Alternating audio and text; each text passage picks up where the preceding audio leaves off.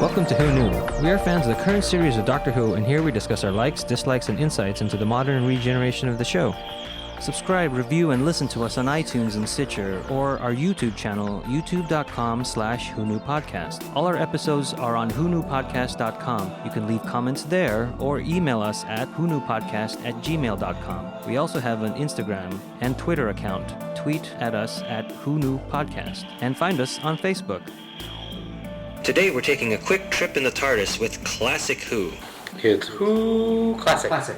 Today's episode is The Ark in Space. It's the second serial of the 12th season. This serial is written by Robert Holmes with an original idea from John Lucarati. It's directed by Rodney Bennett. It originally aired on the 25th of January through the 15th of February, 1975. Part 2 got the highest ratings of 13.6 million viewers. The fourth Doctor is played by Tom Baker, Sarah Jane Smith is played by Elizabeth Sladen, Harry Sullivan is played by Ian Marter. Hi, this is Eugene. Let's introduce ourselves. Hi, this is Frank.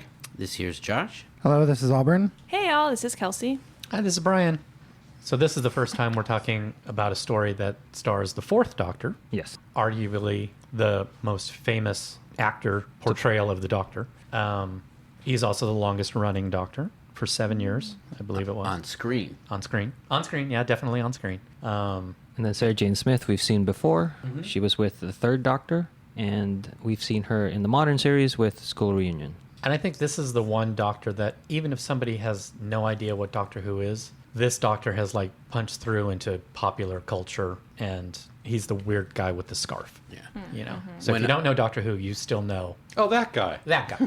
When I was a kid, he's all I knew of what Doctor Who is because of Starlog magazine. Yep. So this Ark in Space happens to be the second story with Tom Baker. The first story was the one previous to this, being Robot, and previous to that was Planet of the Spiders, where John Pertwee regenerated into Tom Baker. And Harry Sullivan's first appearance was in Robot, the one previous to this story. Harry Sullivan, I'm talking about Harry because we know who Sarah Jane is. She was a journalist with John Pertwee in The Time Warrior, which we covered. And Harry is with UNIT, and he's a Royal Navy doctor.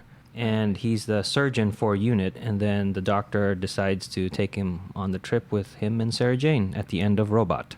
And this is also the beginning of the time of the Doctor traveling through space and time again. Because in Pertwee's era, he couldn't use the TARDIS. Earthbound. He was earthbound. So now that he has the TARDIS back, he's beginning to use it. Oh, that's fine. Does he travel in it in Robot, or does this Robot have to take place all in the present? It takes place all in the present, but what's funny about Robot is that he uses Betsy, the car, and I'm like, don't you dare use the third Doctor's car. Wow. I don't remember that. So this is the first time in years that the Doctor has traveled through time and space. Well, in Time Warrior, Pertwee used it to go back in the past. Oh, that's true. With Yes, Sarah you're right. Jane. What episode is this in the season? 2. Serial-wise. I mean, Yeah, so there was an serial. episode before. There were, Second yeah. story. And he traveled in There the was a TARDIS story before one. in that episode, or only at the end of it? At the end. At the very end, he, Harry, and Sarah Jane jump in, and then this is weird because it takes place literally right after that ends. The TARDIS arrives on a seemingly abandoned space station carrying the Doctor, Sarah Jane, and new companion Harry Sullivan. The Doctor does not know where or when they landed, but this time he knows why. Harry pressed buttons that he shouldn't have. The station is powered down and has minimal oxygen. The Doctor restores some power, and Harry's bad habit of pressing buttons happens again. And a door on the opposite side of the room slides open. Sarah goes through the door into a small office that has a console and a lab bed. The door closes behind her, trapping her inside. That's some high-tech space station on the outside, isn't it? You said that this episode is coming right after Robot, which Yeah. was set modern day. They're modern, yes, They're they're present. modern day. 1975. Sure. Because Sarah walks out of the TARDIS carrying a gas lamp. Yeah, that Is was that weird. Was Yeah. that like? That was weird. In Okay. what the Doctor would have thought would be a pure oxygen environment. Not necessarily pure, but Well, you but don't also it's like- like the you don't- Doctor could have turned and said, "By the way, there's not much oxygen. Turn the flame off." Yeah, I thought of that as well. Yeah, I just thought it was such an interesting like lighting source to have from the Yeah, TARDIS, where yeah. the Doctor was carrying like a proper torch. I think Flashlight to us, yeah. Yes, but yeah, I was just like, what? Why? Did that have Doesn't anything to do make with the any prior sense. episode? No. I Just the don't remember. quirkiness of the 70s, Yeah. I think. Or And I also love when he finally does get the lights on, you see Elizabeth Sladen's like, she blows out the lantern. And she's like, what do I do with this guy? So I'm just going to put it on the ground here next to the door. It's like, okay. I think what would have been better is that Sarah Jane walks out with a lantern and Harry walks out with a cage and a canary. By the way, if you're running out of oxygen in that room, go into the TARDIS. Yeah. Problem solved. But something that I do like is how the Doctor mentions the Helmick regulator to Harry, and that was referenced in Time Crash when the 5th Doctor and the 10th Doctor are in. He's saying something about the Helmick regulator, so that's another reference. Oh, cool. I found it interesting that when you first see the TARDIS, the door isn't facing camera. I almost thought because you heard them before you saw them, and I thought do they not even have a door on this TARDIS? Are they just gonna come out from behind it? But when I did see they did come out from inside it, but it was really hidden. And I even thought even if they don't have the budget, they could have maybe just faced camera a little bit more. What I love is there's no effect. The TARDIS is sitting on the set the entire shot. Right. But it's lights the lighting. come on. It's the lighting that they're just kind of okay, the top light on the TARDIS comes on, and then they start to, bring up the set lights a little bit, and it was on the second viewing that I'm like, hey, that's a cheat. Well, it kind of works because the space station, which was sort of powered down. Oh yeah, totally. But it is just kind of like a production cheat. They didn't spend any money on an effect. Well, that's the one thing that I found the most. Despite how dated this was, I was impressed by the ingenuity of what they had to work with. Yeah. And they're very filmmaking wise, you could tell ingenious. They're pretty consummate filmmakers, and well, this is what we have. They're like the guys in Apollo 13. We got to fit this into this using only this. So all the ideas that they had, I actually found quite Endearing. Inventive? well. I guess the other form of ingenuity would be ingenious, but that sounds like a big word. I'm glad they didn't show the inside because Save sometimes when money. they do it, it doesn't look right. Well, yeah, I'm It not doesn't as match what's familiar, inside. so yeah. And also remember, during this time period, it's not like the modern show that we're used to, where the doors are the same on the inside and outside of the TARDIS. Right. In the classic show, you went through the police call box doors, and when you're in the TARDIS, they look different. They look futuristic for the time The period. old inside-outside door trick. Exactly. And that's why people kind of there was a reaction to it going, wow, you can see the real doors with, Christopher Eccleston. And also, usually the interior was just black. Wasn't it just It black? was just Yeah. really lit dimly, so you Yeah. didn't see inside. Has the doctor done the gravity test yet? I love the Yeah. gravity test. He uses a yo-yo for a Yeah. gravity test. He He will just do. wrap it around his finger. Whenever he pulls out that yo-yo, he just holds the string. It's really weird. Well, he's not the best yo-yo player. Oh. Just He's only using it to test gravity, not He's not his having skills. fun. This is a Not scientific walking the experiment. dog. He will do that again. Yeah. We'll mention that later. And only because we just recorded Silence in the Library. When Sarah Jane walks through that open door, I'm like, no, the Vashta Nerado are in there. Don't go. kind of funny that you should bring that up because Russell T. Davis and Stephen Moffat both say that The Ark in Space is their favorite story from the classic Who. Huh. The Doctor estimates that no one has touched anything for nearly 10,000 years. They notice Sarah Jane is missing and reactivate the door to find her unconscious on the floor due to the lack of oxygen. They move her to the bed as the door slides shut again. The Doctor finds out that the wires to the controls have been bitten through. He fixes them and air flows once again. They leave Sarah Jane to rest and go back to the main room. Now that power is back, an automated defense system shoots at them. They use a desk as cover and make their way to the control panel, deactivating the defenses. The two of them cowering under the desk and moving it along. oh, I thought that was great. It is, but it's a different time for storytelling. And they use the ingenuity of unscrewing it from the floor. I found He used a screwdriver as a screwdriver. That was excellent. I like But that. they're on a space station. It would be screwed down. two things I noticed. I liked how danger kicked in very quickly in this episode. They can't breathe. She passes out. That she's trapped in there. But then when they realize she's trapped, or they put her on the bed, then they're kind of very relaxed about any sort of trouble that Sarah Jane may be in compared to themselves. And It reminded me of Back to the Future 2, where they put put Jennifer Jennifer on the I'll be fine, I'll be fine. The universe will just completely change around her and she'll wake up. That's what that reminded me of. yeah, they have a moment of oh no, and then, oh okay, she's only almost dying now, not just dying. And then they just leave her in there in the same room she got trapped in before, right? Yeah. Yeah. Yes. I did like how they moved her to the lab bed because Harry was very conscious that she's wearing a short skirt and was holding it as he's laying it down and holds down the skirt so that it doesn't ride up. It was like, That was on good the work, actor. That was on the Ian. commentary because Oh. Sarah Jane or Elizabeth said to Ian, Ian. Ian, Harry. that my skirt is really short and they're gonna put me on this bed, and he goes, "I got you covered," and sure enough, he got her covered. What a Literally and figuratively. Yeah. And he Something does like it this pretty not well right. because I didn't notice it until I you didn't pointed notice it it out. either. And now I'll never not see it. I guess I've been in situations, back in Really? high school and stuff where you're doing something, you have to cover the other Oh, you performer, theater people. and so you just do that and try and... So we also have a moment here where he uses his sonic screwdriver to fix wires.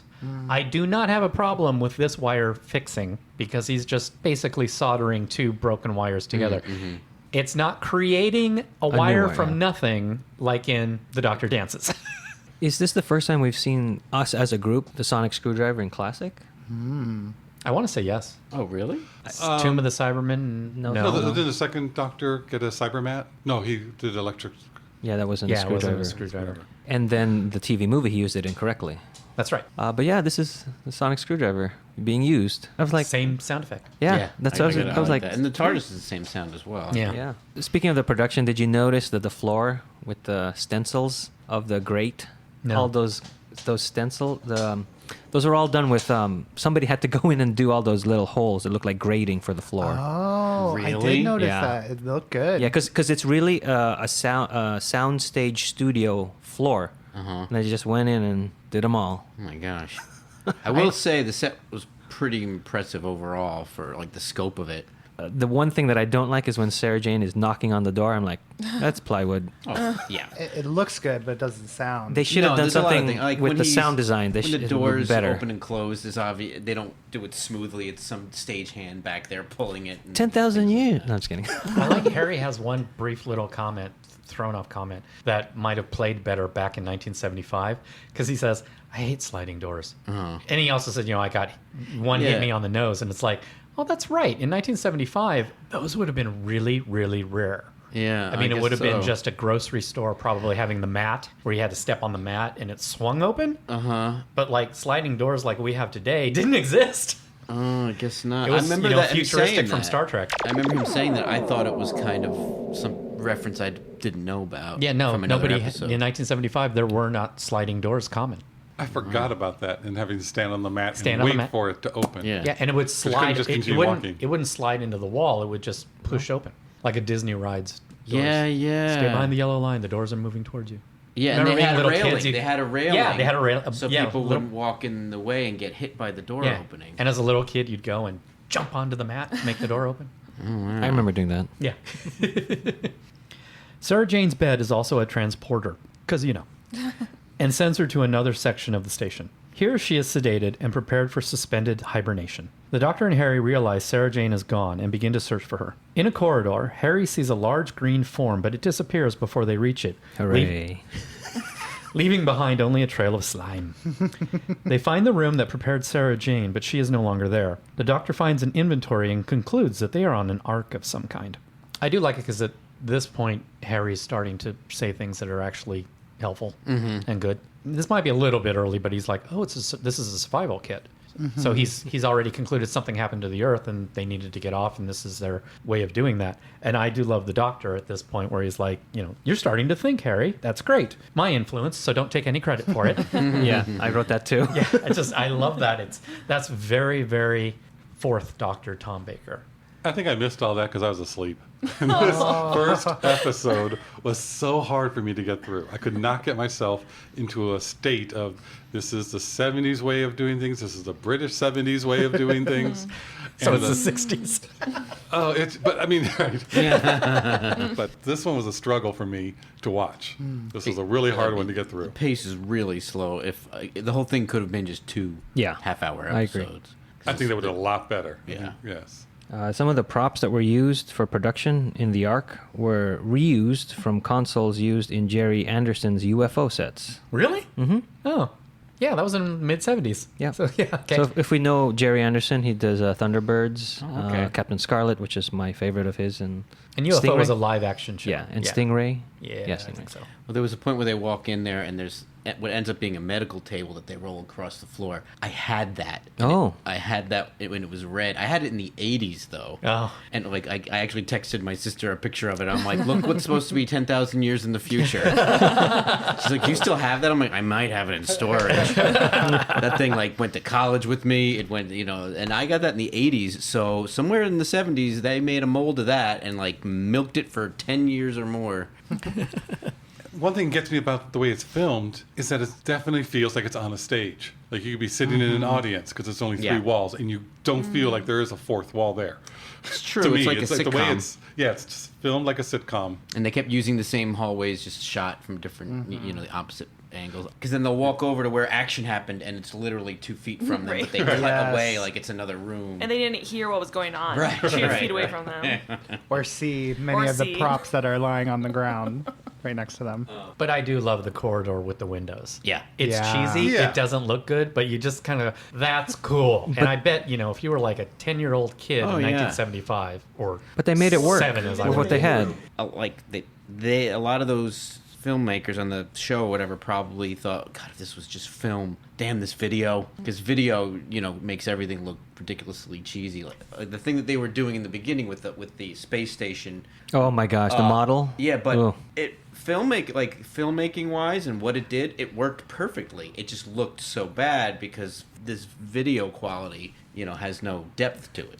But it did look a little bit better, I think, when it was broadcast back then. Well, yeah, because I don't think. yeah, because it when was on a as broadcast on a television in 1975, it probably looked 10 times better. Right. On your little magpie. Six Yeah, inches. yeah, because it wasn't made. No, no, No, talking I don't 75, We are Charlie's seeing Angels. this. We are seeing this How a big lot were the clearer than it was TVs? Oh, ever yeah. intended I to don't be know. Well, that's shown. why I thought there's they were always smaller back in the day. Oh, no. not in Smaller? 1970. Not Oh, that. okay.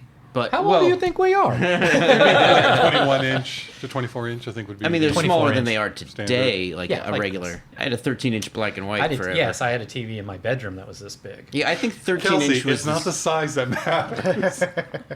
I'm saying stuff would look better if it was smaller. Yeah. Yes, Yeah. yes, and black Agreed. and white, and grainy. Well, like there's those mats in Star Wars that you see around some of the spaceships Yeah. because bulbs weren't so bright back then that no one saw that just with the regular optical the projection.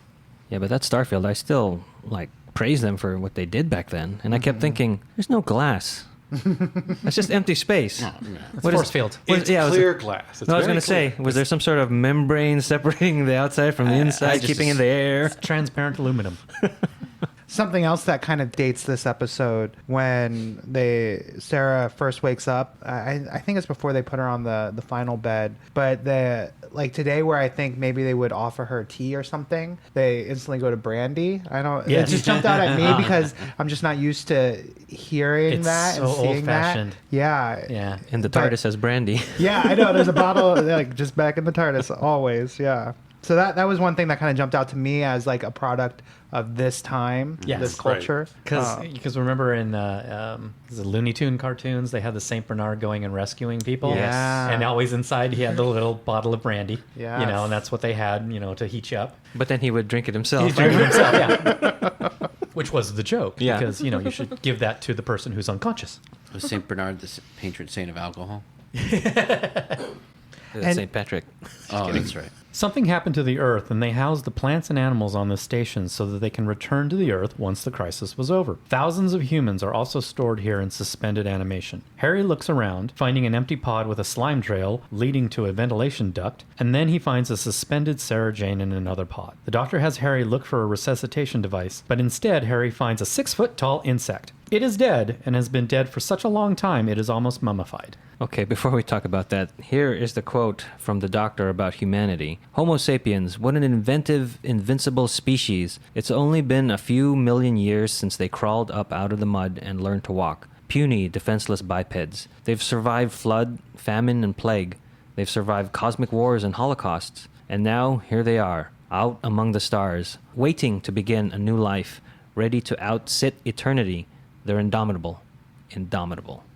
And to me, that really captures what Russell has been doing about the ordinary man, about humanity, and about how they're resilient and they press forward into space. And I like that is consistent with what we know of modern Who and classic Who. It's a perfect example. And, when we were talking about camera angles and sheep doing things quickly, production, not that scene. Because that scene, they actually go up, the camera actually goes above Tom Baker, who's tall. And then, he's looking up. It really gives it a good scale. Yeah, just like when we did Tomb of the Cybermen, very much like that scene, where you can see the scale of that set. Well, speaking of that show, this set reminded me a lot of that because Very of much. the obvious. I did like the one line where he says that humans are asleep, and someone, I think it's a doctor, but it might be Sarah Jane, says the entire human race awaiting the trumpet blast. That's a nice little, just throw that out there and move on. Yeah. It's biblical. Oh. I thought it was still an interesting turn of phrase. Yes, the trumpet blasts at the second coming. The second coming of Christ. Oh, well, that's Spoilers. interesting. I just thought, like, yeah. Oh, Gabriel. I just thought, like, say it for me. Revelation? Yeah, no, Revelry. Thank you. I have a hard time saying that word. Oh. That's what I thought. The thing I had to say was before this. So it's when Sarah Jane is first transmatted to the sleep pod. But when I was watching it, I didn't yet know that, they're all cryogenically frozen. And it felt a lot like a suicide pod. Yes. Like Heaven's Gate? Yeah, because the prime But minister... the woman, the prime minister's or the leader of Earth's voice, she comes on and she says, preparing for your death. Your sacrifice. Yeah, sacrifice, yeah. And I think she even has them put their personal effects into something they call a coffin right next to them. I think you're supposed... maybe that's why I thought that Sarah Jane was in danger, because you're supposed to think this thing is going to kill her. Well, you are supposed to think she's in danger, so... And that's when she starts fighting back and trying to get out, but Right. the sedation is too much. And originally I was like, are they making a commentary on like the British health system or something? But then it turns out she's just cryogenically frozen and not really in danger. So And the sacrifice is you left Earth early, giving up your family. and things like that, because you're the before the solar flares. chosen elite. I thought it was going to go one way, and then, by the end of this episode, I went a different way, but... What I did find interesting, I'm getting a little ahead here, but all the little questions I had that I thought they were going to cheese out because of early television storytelling, they really thought, like, what about this? And then they would explain that. Like, they kept, especially the doctor, kept bringing up the logistical points that I was like, well, they're probably going to chintz around this, and then they would deal with it. And I thought the writing was very good, considering the production value, if you want to call it that. I'm really glad that they did have the doctors say the line, "This is the human race, all colors, all creeds, all nationalities are here." Yes. I'm really glad that line is there, because then all the actors are still white. Because of the time period, I don't know how political it was, rather than at that time period, we were more united. I remember, the whole 60s, and it's like, so, how much In time the 70s, we were torn apart. Not at this point, because we're still doing, Hands Across America and all this kind That of was stuff. the 80s. What was going on in the 70s? It just felt, I'd like to teach the I know, world to and- sing. I know in the That was the The 70s, Coca-Cola commercial was on. when I went to school, there were people from all over the world. Yeah, in our that's school. true. So it was something It was that was. We post-60s. were still in that kind little- of we are united Yeah. glow of the early 70s that people were trying to The Cold Yeah, War. the children- have that hippie mentality, Yeah, strive and yeah. go. We are one race of humans, and I we like to buy embrace the it world of Coke. That was I'd like to teach the world to sing. yeah. Right. So that was still going was- on. So I think that was more reflecting of that rather than trying to be politically correct like we would be today, trying to say those type of things. That's what I'm. Oh, I see your point. alluding Yes, to. I don't think they were trying to be politically correct. I think they were It was just... a A reflection, reflection of the time that yeah. no, we Reflect- were. yes. There were a feeling of movement at that period in This, our own history. and this that we would were have, coming together and we were acknowledging other races, Even though all and the value actors were of white. diversity. which does, there were non-white actors way earlier in Doctor Who. Right. But even though all the actors are white, they were being progressive to Right. say, no, everybody got saved. Right. They are making a point to point out these things, and even riding the line of sexism throughout the episode and the shows, that they poke fun at it so the women can stand up. So it's obvious. It seems like it's sexist, but really it's in favor of the women's Yeah, Harry movement. does reflect the men of the time. Right. I had a lot of uncles Yeah. who would be Harry. But it's not written with that point of view. It's written as though this guy's wrong. yes, Yes. Right. But that type of thinking was new. very new. Yeah, Ish. I mean, yeah. the 60s. Yeah, like when he brought it turns to her out, and he's but- like, "Well, I bet that satisfied your feminist." Yeah. You know.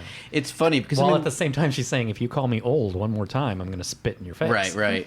I did find it a little funny that we just have this in it's 2018 now, and that we have the wage difference is happening. How many years later is this? And they're kind of pointing a finger at it. Then like God, things like this have just been happening forever. Mm-hmm. I was just saying, up to now, this is the first episode of this 4-parter.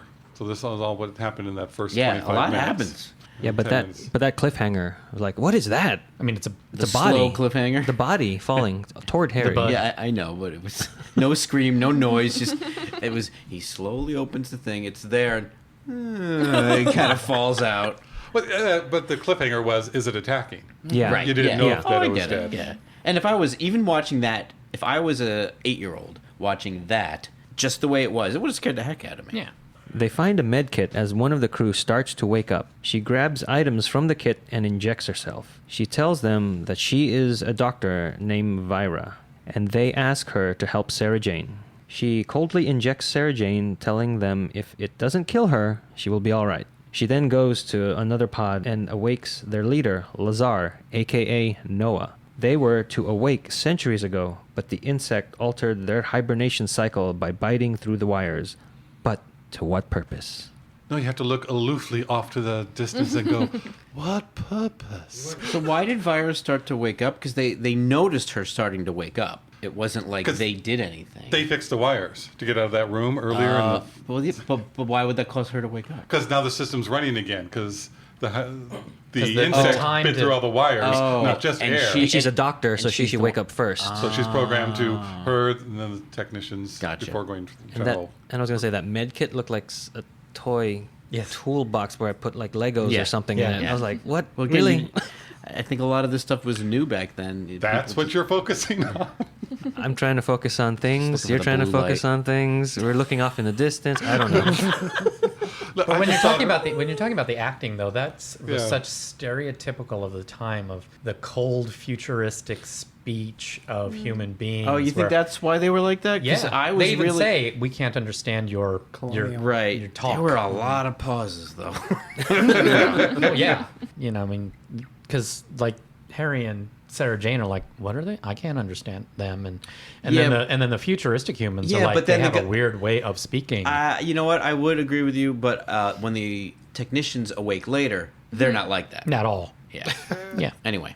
Part of the set, the noise of the set really jumped out to me when the Vera woke up, and you could hear the squeaking of the styrofoam, yes. out of the cutouts that they were all in underneath the clear plastic domes. It's like vacuum. And do you Yeah. see the Oh, you they see the open it up and cutouts. where their heads are stuck in? Yeah. It's all jagged because the styrofoam was like cut with a handsaw kind of a thing. Again, it's like a little bit of sound design would have fixed all of that. Yeah, well, they never. I mean, I don't know how it worked It's all it's back videotaped. then, but yeah, Like, it's just it was- everything yeah. that happened is It's production. there. Yeah. Like back then, Doctor Who was more of a theatrical production. It's like this was live. You did Yeah. it in camera and Yeah. you did it on the day. That's why in Tomb of the Cybermen they're stepping over each other's lines or they're flubbing, but then they continue because there's no can't go back and redo that. Right, So right. I think they carried that over when video technology became available. Yeah, and I think some of it was probably economics because when you're shooting a long take with film, like it's not like today with video and digital where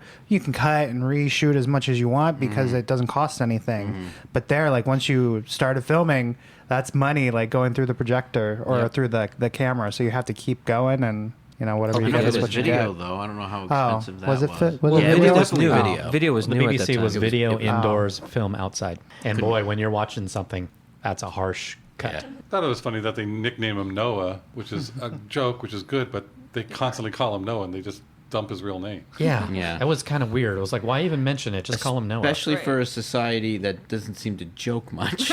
But she even says, we deemed it humorous. right. Right. Or something like that. I also like when Virus says to them, is she important? Is she of value? Yes. Right, is she right. of value? And Harry's like stuttering through, well, yeah, this, and this.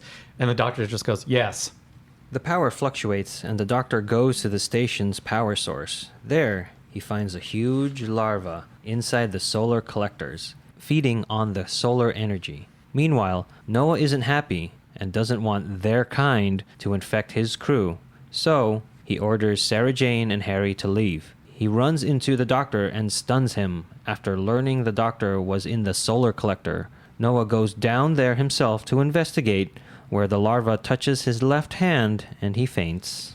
So we may be inclusive at this point to all types of races and creeds, but they're still the upper class. Oh, this is still a it's British still show. class with the There's British still so classism dividing going on. everybody because he doesn't want their kind because everyone's been picked out to be so genetically wonderful. And he calls them regressives. Yeah. Right. Well, and it was the doctor that had the dream of, oh, this must be all of the diverse, Right.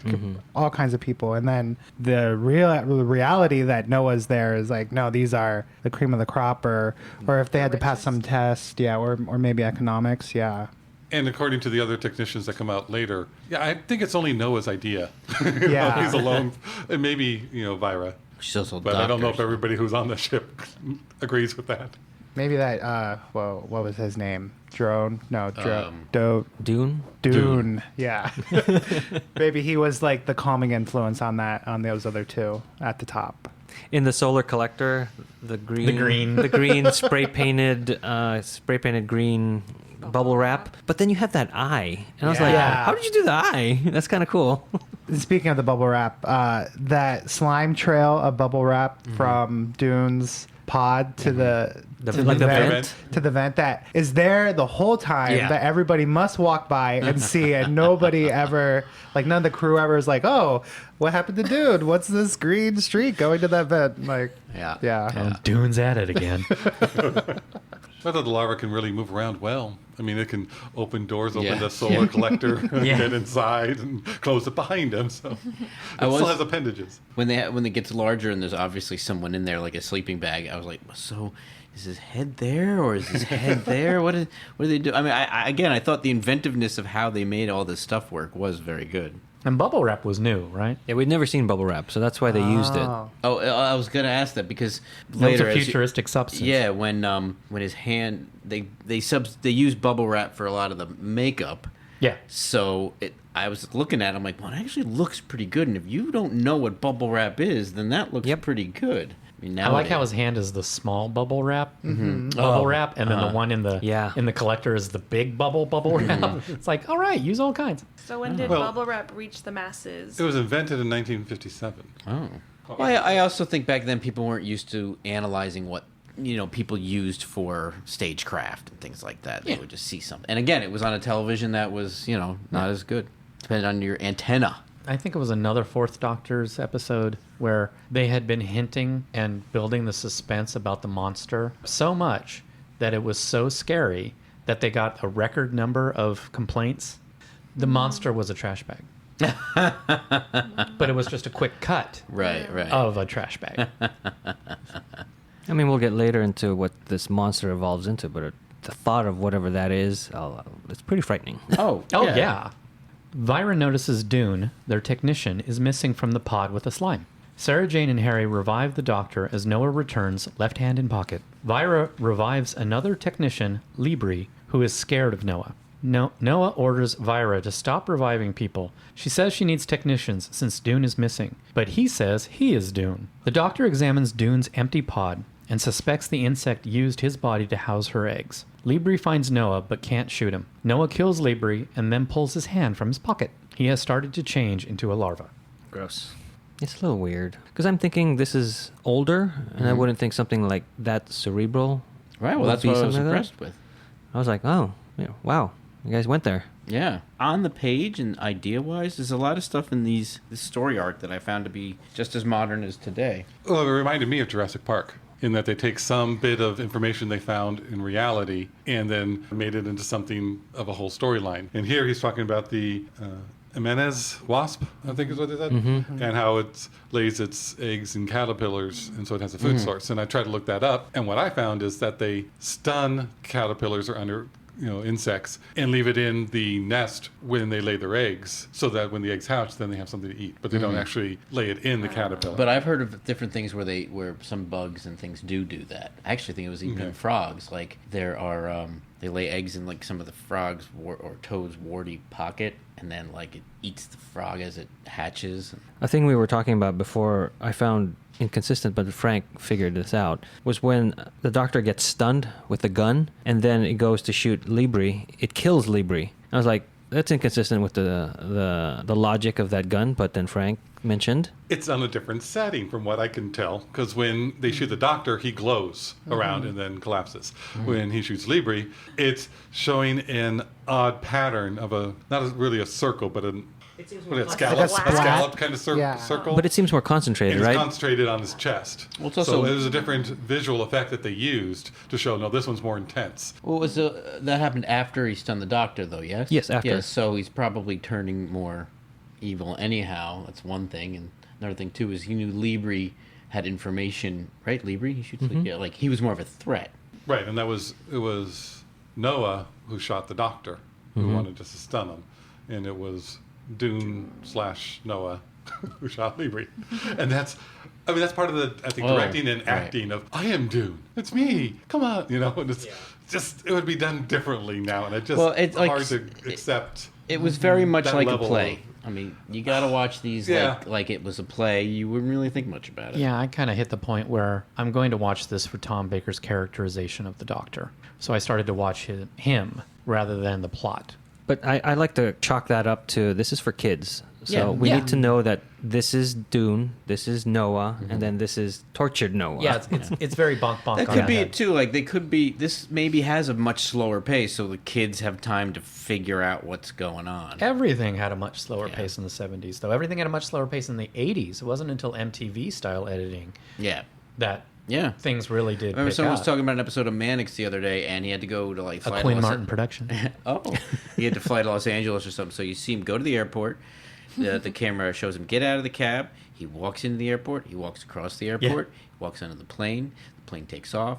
The plane flies. The plane lands. He walks out of the plane. He walks through the airport. He walks out of the airport. He gets in a car.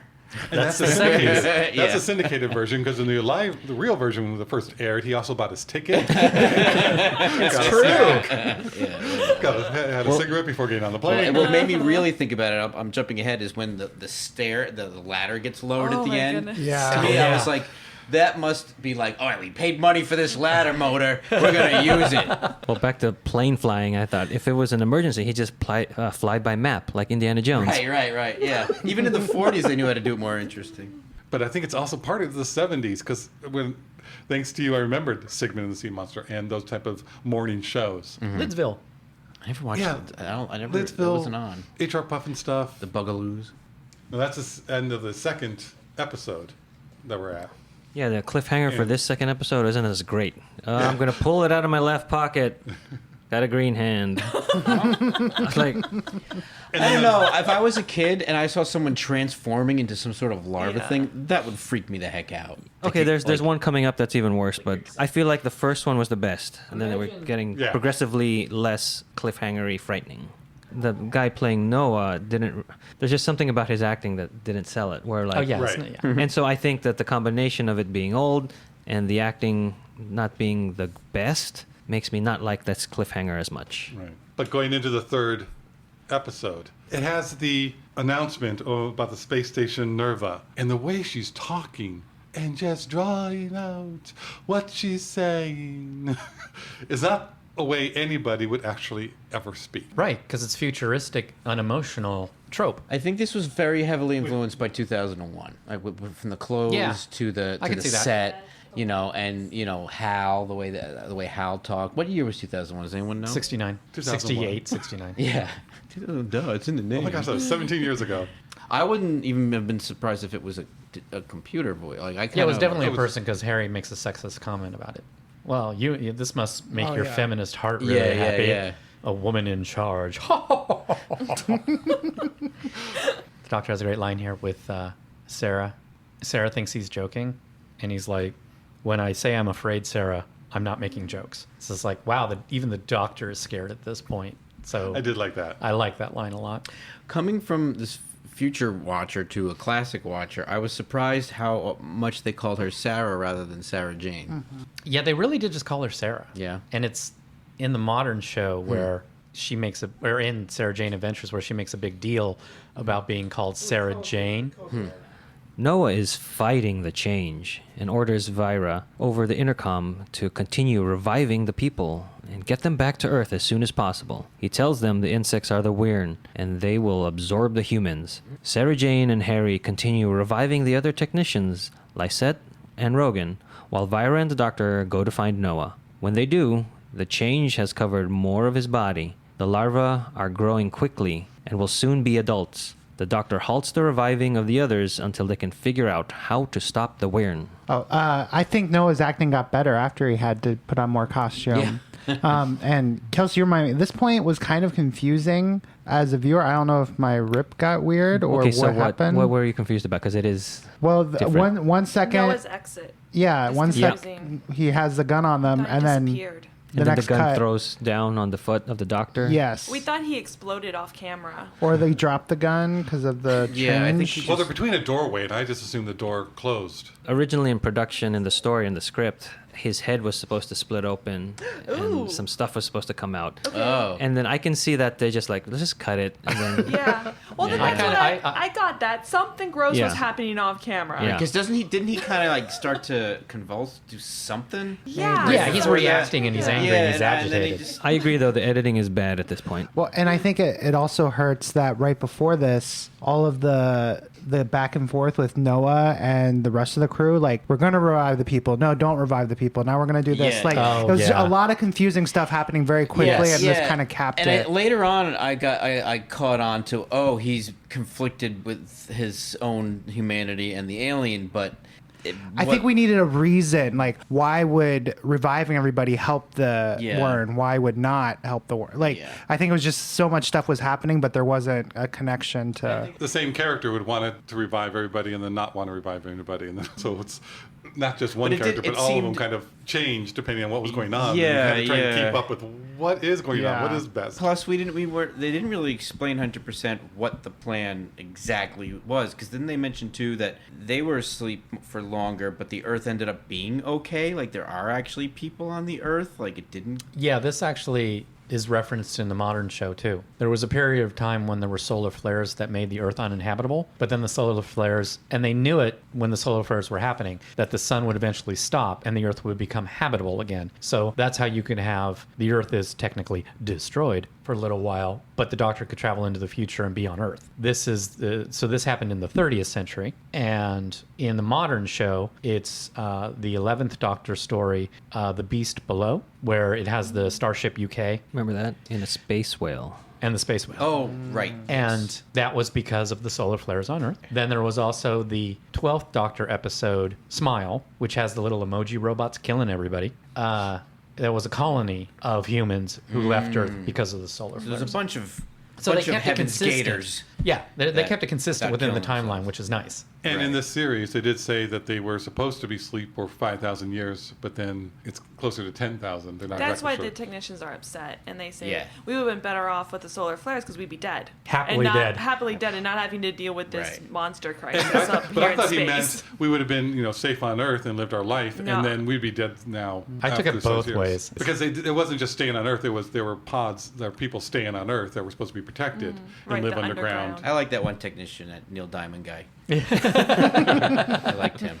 The Doctor taps into the insect they found earlier, the Wirrn Queen, and experiences her last memories. She was killed by the auto defenses, and he finds out that electricity can be used against them. One of the larvae kills Lysette, but Rogan, Harry, and Vira drive it back to the air vents. The Doctor wants to electrify part of the ship, but the power keeps being turned off. He goes to the station's power source where Noah, now nearly completely transformed, stops him from fixing the power. Vira comes in and stuns Noah.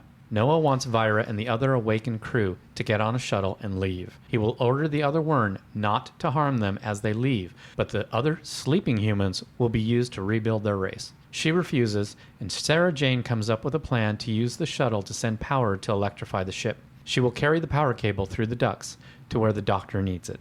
Even though it went on too long, I thought the part where he's mind melding with the alien's cornea was very doctory, like it was very in the vein of the show, and I like that a lot. I like the way that Sarah Jane protected him during that scene. Yes. This is a Sarah Jane I remember and like, and she's the one who comes up with the idea Right. of the alternate power source, the shuttle, and it's like, which the doctor keeps poo-pooing her. No, the grown-ups are talking kind of attitude, and so she just waits.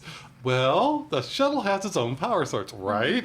Yeah. And it's like, then he what were you going to appreciates her. say? Right. Wow, what I was going to say. Because all his plans don't work. Everybody's going, that can't work. That can't work because of this. And it's not just negativity, it's practical. That cannot work. So I like it that Sarah Jane does that, and then she's the one who can fit into the ducks. And I think there's a line from the Fourth Doctor. He says that humans are his favorite, and Yeah. this is why. Yes. Yeah, and I found that reminded me of our current Doctor and Tennant. I think there was even a line that the Doctor says here that I've heard Tennant as the Doctor say. Probably. And I should have written it down to ask, like, is that a line that all the Doctors say, or is it when you mentioned that this is one of Tennant's favorite episodes? Russell and Russell and Stephen Moffat. Oh, I thought she said Russell and David Tennant. Oh. I did notice how much Tom Baker puts his hands in his pockets. Or almost steps on his a scarf. Well, Or does step on his scarf. Now, in these early episodes, he ties it close around his neck, Yeah, and then yeah. it hangs down. So when he steps on it, he's choking himself.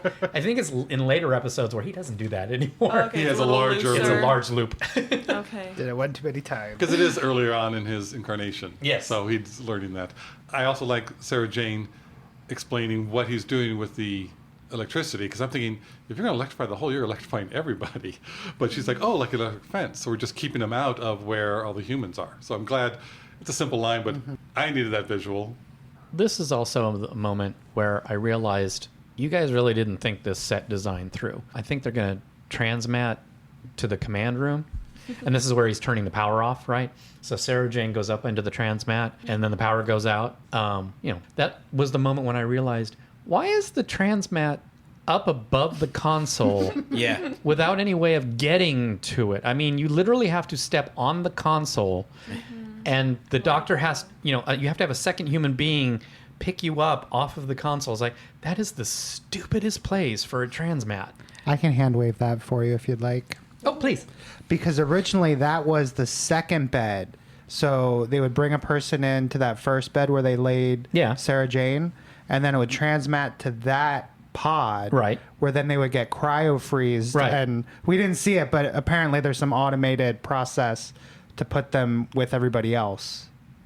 All right, I'll They give you go that. from I agree with bed you. I to agree. bed And the to doctor pod. reversed the transmat so that he could use that to Oh, go gotcha. back. No, that's good. I That's rescind what I my... was going to do. Yay! You I'm not the only levitate one. Right. and then Yeah. float into the. It was still fun watching them climb up that into the... Going back to the scarf, the doctor mentions that his scarf was knitted by Madame Nostradamus. Oh, is that Early what he on. said? I couldn't catch the name. But in production-wise, the production costumer person was given a whole bunch of yarn with the idea that you make a bunch of scarves for like different usage. And then she took all of that yarn, made one long scarf. Is and that that's true? Yes, that's true. I thought it was how they they- just they- gave her yarn to make a scarf, and She didn't just know kept when to going. stop. She used She all just of didn't it. know where to go. Is this the point where we find out the history of the Wirrn when he's in the memory? Is this it? Where they. Yeah, it was because like the Vera humans stuns found him, and he tells, and Vira. Vira Vera. stuns him. Vera was on Noah, Alice. and Noah tells them about the Wirrn, saying, "No, the humans are the ones who caused us to lose our planet." So When this is Noah- literally Bug Noah talks to them. this is literally a Starship Troopers episode. Okay, good. Yeah, Clandatu. Yeah. And I thought it was interesting that the Wirrn were not really it didn't seem like a very sentient race. They used to feed off of cattle and things. So they didn't have that much intelligence from what I'm picking up from this, because now that they've absorbed humans and their now they're brain and starting how to they think do that way it, they more? become a lot more aggressive and are now going to... That's interesting. I like that. That's what I picked up from his interesting. Yeah, I conversation. think you're right. But I do like that they're absorbing humans and getting more aggressive. That's cool. Yeah. The Wirrn tried to stop them, but Rogan and Vira use the shuttle's engines to fight them off. In the duct, Sarah Jane gets stuck. At the opening, the doctor tells her that she's useless, and they never should have relied on a girl like her. Angrily, she makes it through and realizes why the doctor taunted her. The electricity stops the Wirrn from coming into the section of the ship, but Noah decides to turn off the oxygen. The doctor tries to remind Noah that he was once human, while the Wirrn try to reach the bridge by breaking into the shuttle's cargo hold. Vyra sets the shuttle to take off on autopilot with the Wirrn inside. Rogan and the doctor release the clamps securing the shuttle, but Rogan is killed when the shuttle takes off. Noah calls Vyra from the shuttle to say goodbye, and then, with his last bit of humanity, destroys the shuttle, killing the Wirrn. Vyra plans to awaken the rest of the people, but will have to transmit them to Earth since the shuttle is gone. The doctor notices that the receiving transmat will not work properly and leaves with Sarah Jane and Harry to fix it on Earth. When the engines go off and it just has that steam, it just reminds me of bug spray. So it's like just bug spraying them down. The doctor taunting Sarah. Well, it's also like what happened in, again, The Poison Sky, where he taunts Donna into do it. Like, you can do it, you can get out of there. But Yes, in a different way. A different way, yeah. Yeah. He belittles Sarah Jane. Yeah, but I didn't mind it. I think Tom Baker's acting in that scene, you could tell that he was doing it to motivate, because he knew Sarah Jane, Right. and he knew that this was like getting her angry at him. Yeah. Is what was going to get her through, get her unstuck, and get her through to the other Right. end. As a woman, I didn't mind it. I liked it, and I agree totally with what you're saying. But on another level, I also see it as a very male perspective of women empowerment, because it's basically she had to be reminded that women are strong. Whereas if it was written today, it may have been just more about like something about her as a person rather than her as a woman. Maybe. Just devil's advocating it. But I did like how he said he was very proud of her when she came out. Yeah, yeah. And she got it right away going, you conned me. Yeah, you yeah. did it. You manipulated me. Oh, good. Okay, I could do it. It was very interesting for me to see Sarah Jane, because I've only known her from this day and age. So it was cool. It was interesting. School reunion, and I watched this last after I watched all the Sarah Jane adventures. Oh. And I also like how when she's, I don't need your help getting out of the duct, and he just turns around and says, yes, you do. And she's like, all right, pull me out. I feel like if this was done today, like in the current Doctor Who, we would have a scene between Bug, Noah, and the Doctor where the Doctor gives him a choice, like leave. They do kind of. They kind of do it, Yeah. but it's not as like It's not focused on. It's not as it's kind of Yes, it's not a moment. But it's a reversed moment, because no one does say, you guys take the shuttle and leave, and I'll let them leave. So you have your Yeah. choice, either stay here and die or leave. It's almost a Right. reversed moment of that. And who's the one who... Rogan, knowing that, whoever stays behind is going to die. Yeah, I I really love like his that. line.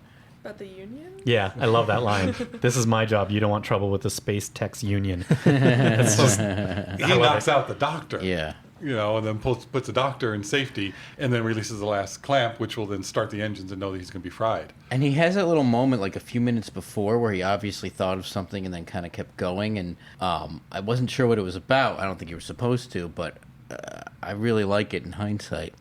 I like that moment a lot. I think it's a lot still of the mentality of people who've lived through and grown up with parents who've lived through the World War II and what sacrifices you had to make. It's like Rogan is kind of like, no, doctor, you need to live, and I'll willingly sacrifice my life. Well, he often puts himself in a sacrificial position and just ends up getting out of it. Yes. So even in this show, didn't he do that a couple times already, where he basically did something? No, doctor, it'll kill you, and he's like, well, then I'll die, or Yeah, something right. like that. Yeah. So I think it's not more like it's not. I would see it as more of a positive thing, because it's not like, well, you guys have to die for me. It's basically like he almost killed himself a number of times thinking he was going to die. Yes. And I know this will work. And don't get me wrong, I don't think it's a bad thing. Stephen but Moffat that does. still does follow the doctor. Yeah, Stephen Moffat thinks it's a bad thing. And in one of our most recent episodes that we've done, I found this ending scene very much like The Poison Sky, where he has to blow up the Centauran ship, and he's the one on there. Yeah. And then Radigan switches places, and it's very much the same motif, and Santar. yeah, same stuff that goes on here. It's exactly the same. Yeah. Yeah. And I like the consistency in the Doctor's Yeah. character. I mean, we don't have the bad guy turning into a good guy at the last Yeah. moment, because Rogan's always a good guy. But we is have the same It's the situation. instantaneous. And then backing up a little bit to what we mentioned about the ladder from the shuttle. when you look at the production of that, I'm like, isn't that the exhaust port? And then Yeah, who knows? And then Oh, that's very common though in the 50s to have. I know, but I'm just saying from what I am aware of things, the way it was designed, it looked like that would be the engine. Yeah. Yeah. And then it opened up to be a ladder. I'm Yeah. like, A ladder that I remember having to paint our house. but one good thing I will say about that, it's lit very darkly, so you don't see much of the rocket. So you're like, there could be a real rocket there. It's Yeah, just you don't know very what's dimly above lit. the camera. I like the lighting in that instance. It helped with the video. And it wasn't even blue. That's right. We didn't mention this when it happened, but the ray guns that they ended up getting from the armory were a lot of fun, I thought. I mean, And by fun, you mean Quite an interesting take on the ray gun. like Rogan, I think it's Rogan, is really pressing that flower to come out of the barrel. They were all really like acting with the guns and gesticulating their every bolt that they fired. But the one to backing up to go off of what you said, when they're really repelling the big maggot, I was like, that maggot is really impressive. They Yeah. got the bubble wrap to make those Undulating.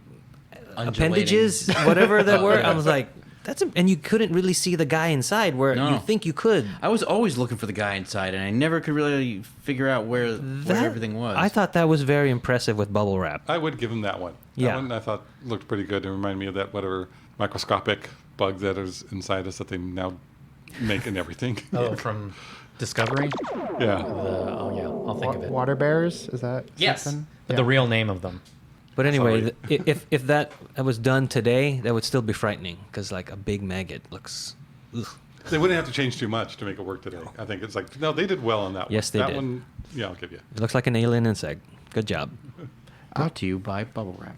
I'll say after watching the whole thing, and I just looked up some movie dates because I was like, oh, they must have got their inspiration from some of these movies, but like Alien, like that whole kind of ship and idea and something transforming you. I What have year that was note. that? I have that Alien note was too. 79. Well, this was 75. 75. though. Yeah, no, that's what I'm saying. I'm surprised at how oh. ahead of its time or how much influence this might have had on these later movies. Right, right. And being frozen and woken up. Right. Well, even with Aliens, where Bishop is going through the chute, just like Sarah Jane was going through the chute. And Oh, they and Die used the engines to clear out Yes. the xenomorphs Yes. a little bit. The Fly, which was 58, but the one I know is from 89. Right.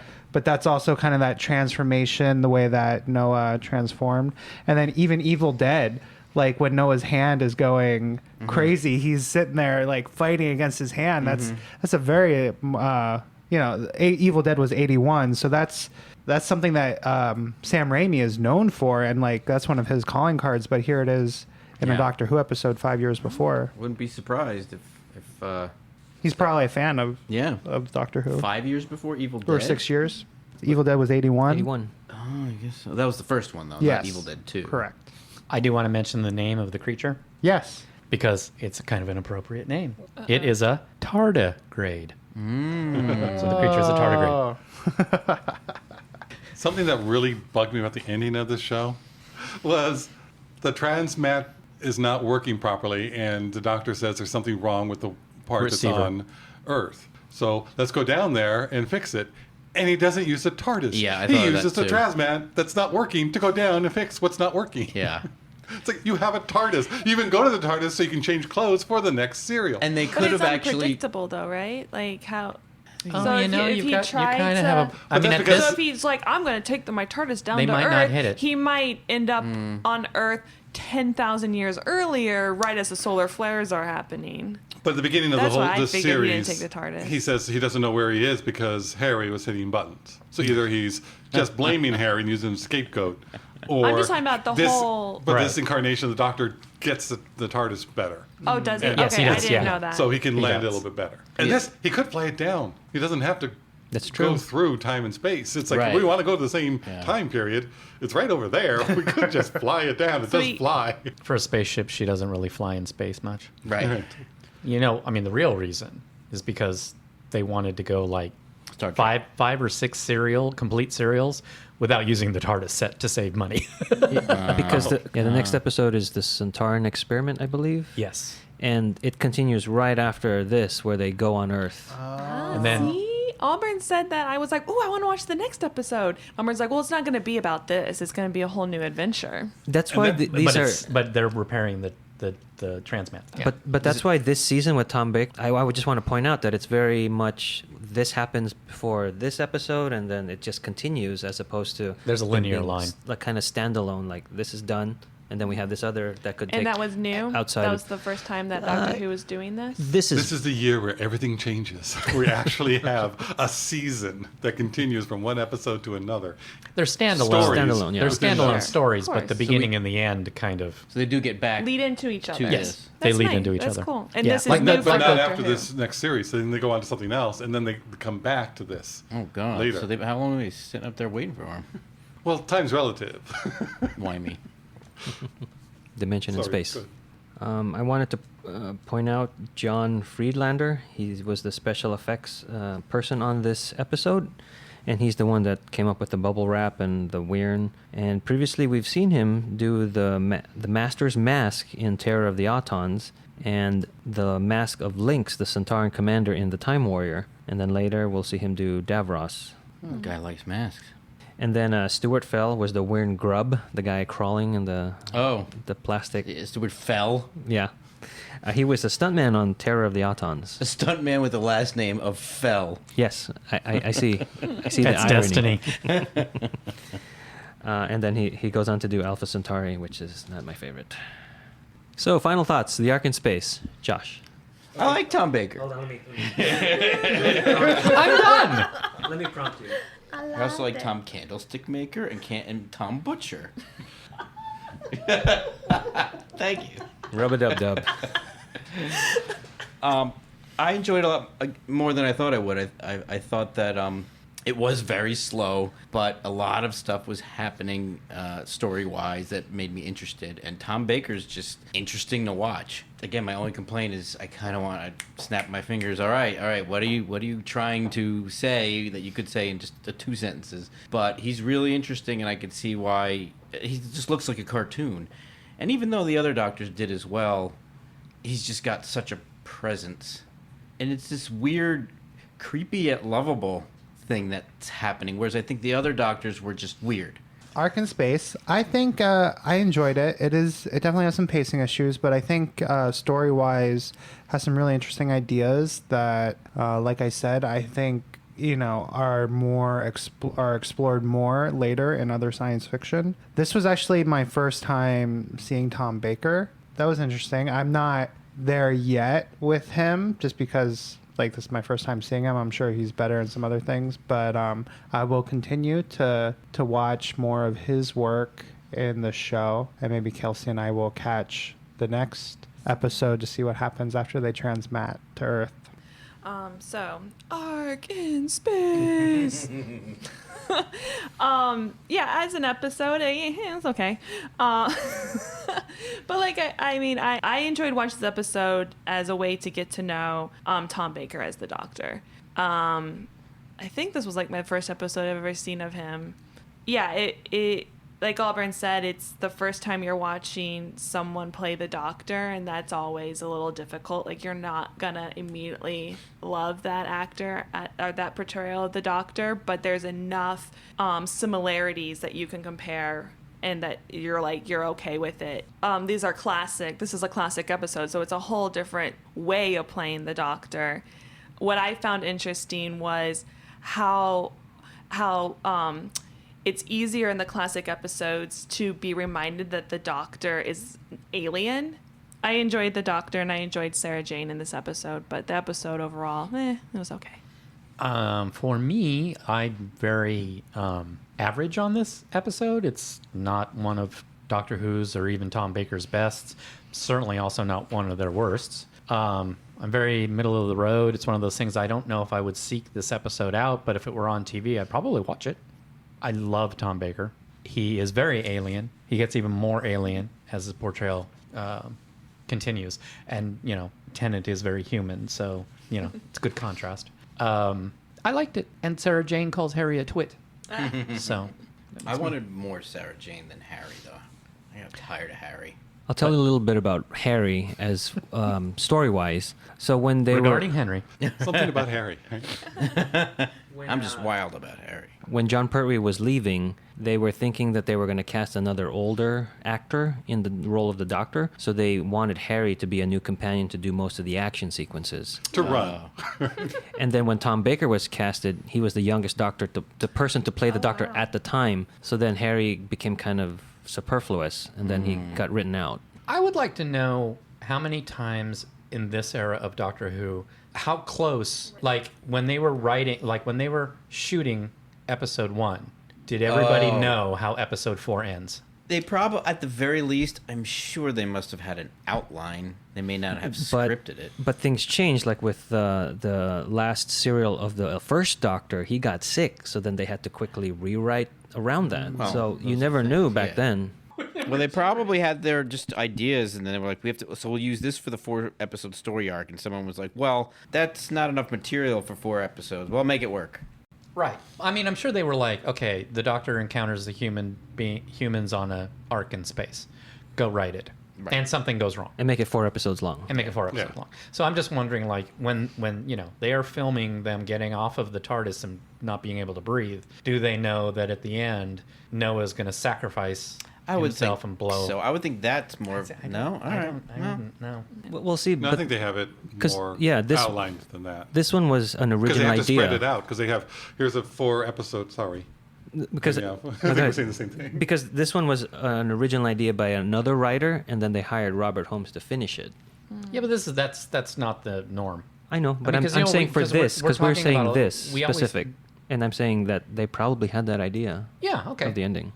But you know, I still wonder. I agree. I think especially for something like this, they probably knew like the act outs or the cliffhangers for each episode. But it's like, okay, we got 20 minutes to get to a bug jumping out of a closet. Right. We got 20 minutes to get to that hand. Yeah. How do we do that? Yeah. Breathe slower. Show And they did. all the pieces going together. We got to connect everything. But this wasn't as bad though as some previous episodes. Not at all. Yeah. It's not one I would introduce to a new viewer to watch the classic series or the Baker No, series. I wouldn't.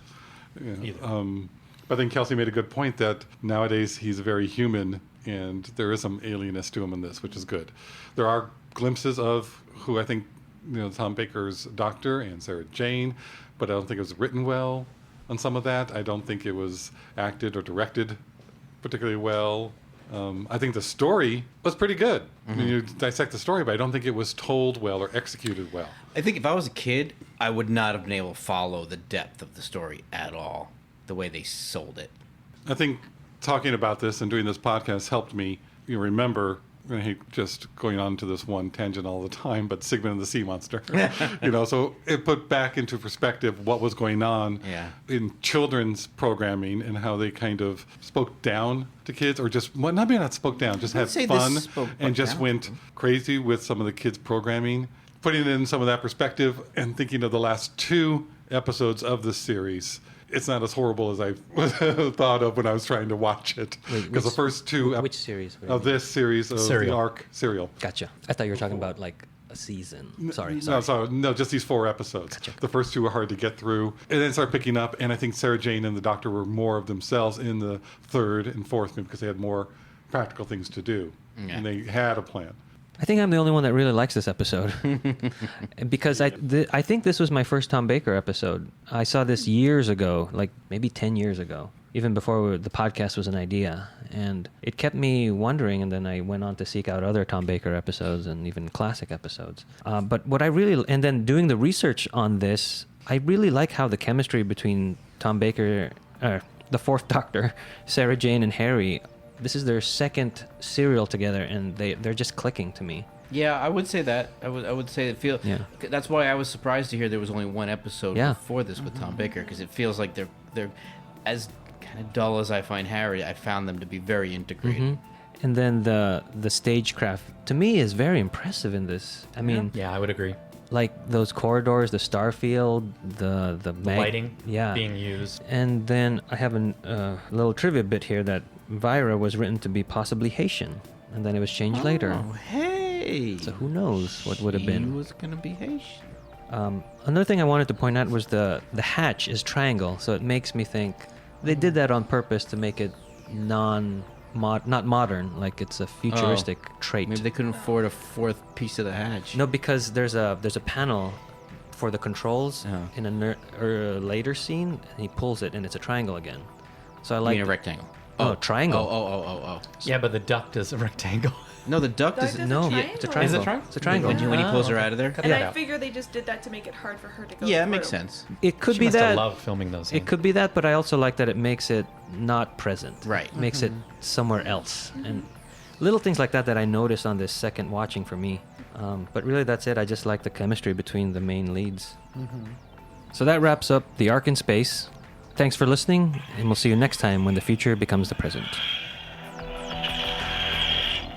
You've just listened to an episode of Who Knew? Our wonderful theme music is by Michael Grady. Find him on Facebook at The Universe Explodes. All our episodes are engineered by Allburn. Find him at alburnbinkley.com. You can find this show in several places. Follow us on Twitter at Who Knew Podcast. Subscribe, review, and listen to us on iTunes and Stitcher. Or our YouTube channel, youtube.com/whoknewpodcast. Visit our Facebook page. Please leave comments, reviews, and click like to help support Who Knew Podcast. Also listen to us on your Amazon Echo by enabling a podcast skill. All our episodes are on whoknewpodcast.com.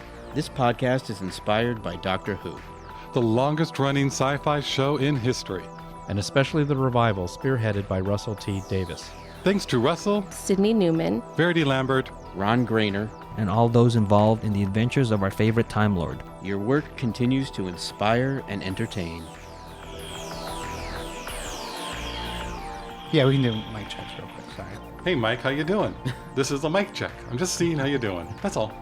Uba duta solo, san bichele, manichachika, manichika. I'm impressed. Now there's a plane. We can't hear that, right? I can't. I don't even hear it. You're probably fine. You're just hearing planes. No, it was there. That's a condition. Air conditioner. Air conditioner. Oh. Yeah, that's a condition we call air conditioner. Airplane for men.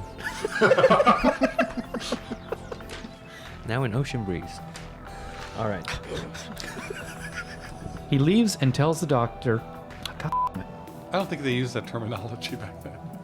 bollocks. Very colonial. There you go. Issue and missing the. The target? Never mind. Keep talking and we'll let me out.